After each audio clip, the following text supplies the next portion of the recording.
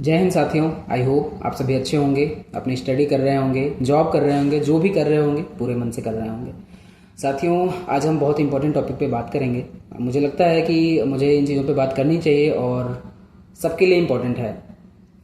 हम सभी तैयारी कर रहे होते हैं एक अच्छा गवर्नमेंट जॉब, सबकी इच्छा है। हम जो भी मिडिल क्लास फैमिली में होता है उनके लिए प्राइड की बात होती है मैं अगर एक अच्छी सी जॉब लग जाए तो।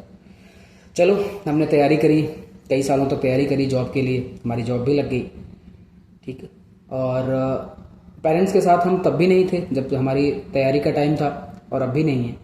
तो एक होता है ना कि जब हम जॉब कर रहे होते हैं, फिर हमारी शादी हो जाती है, वाइफ हमारे साथ होती हैं, तो कई बार को ऐसा होता है कि हम पेरेंट्स से जो सही में अंडरस्टैंडिंग, जो सही में एक बॉन्डिंग होनी चाहिए, वो नहीं होती है। और ये पेरेंट्स को खलती भी है। वो अपनी पूरी लाइफ लगा देते हैं हमारे लिए कि हम एक अच्छा एजुकेशन हमें मिल सके, एक अच्छे इंस्टीट्यूशन से हम पढ़ाई कर सकें, फिर हम एक अच्छे कोचिंग से या फिर किसी अच्छी संस्थान से हम तैयारी कर सकें, जिससे हम अपना फ्यूचर बना सकें।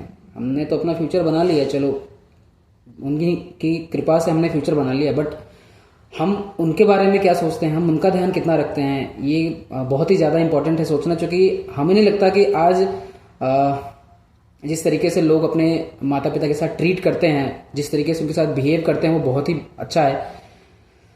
हम ये भी नहीं कहते कि हम जॉब छोड़ के घर पे आ जाएं, नहीं है पॉसिबल। आज के टाइम पे हमें जॉब कर रहे हैं तो करना ज़रूरी भी है, बट हमें ये भी ध्यान रखना ज़रूरी है कि उनसे हम हैं और हम ही से वो हैं। मतलब हम जो भी हैं आज उन्हीं की देन है और उन्हीं की वजह से हैं। तो हमें इन चीज़ों का बहुत ज़्यादा ध्यान देना चाहिए कि उन्हें किसी भी तरीके से मेंटली या किसी भी तरीके का कोई प्रॉब्लम ना हो। कई केसेस में तो ये भी देखने को मिला है, मेरे खुद के बहुत से फ्रेंड्स हैं जिनकी शादियां हो गई, वो अच्छी जॉब कर रहे हैं, उनकी वाइफ अच्छी जॉब कर रहे हैं, तो जब कभी गांव आते हैं माँ बाप के पास, तो क्या करने आते हैं, जो खेतों में फसलें होती हैं उनमें कितना मुनाफा हुआ, जो हमने गाय भैंस रखी थी उनसे हमें कितना दूध का मुनाफा हुआ। मतलब आप ये सोचो कि माँ बाप पे क्या बीतती होगी। जिस टाइप की मेंटालिटी है लोगों की आज, मतलब ये हमें बहुत ही ज़्यादा इम्पोर्टेंट लगती है इन चीज़ों पे बात करना। क्यों? क्योंकि हम ही हैं उनके लिए और कोई नहीं है। उनको हमारे पैसे की कोई खास ज़रूरत नहीं होती है। जिस कंडीशन में वो होते हैं वो रह लेंगे, उन्हें कोई ऐसी दिक्कत नहीं है। बट अगर हम फ़ोन करते हैं, उनसे बात करते हैं, हाल चाल पूछते हैं, उनकी समस्याओं को अपनी समस्या समझते हैं, तो मुझे लगता है कि वो बहुत ज़्यादा मैटर करता है उनके लिए।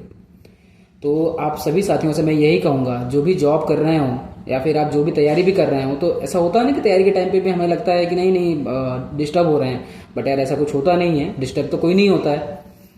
किसी से बात मत करें, अपने घर पे मम्मी पापा, अपनी फैमिली से ज़रूर बात करें और उनके टच में हमेशा रहें। वो भी आपको उतना ही इम्पोर्टेंट मानते हैं, जो कि उन्हीं से आप हो और आप उनसे हैं।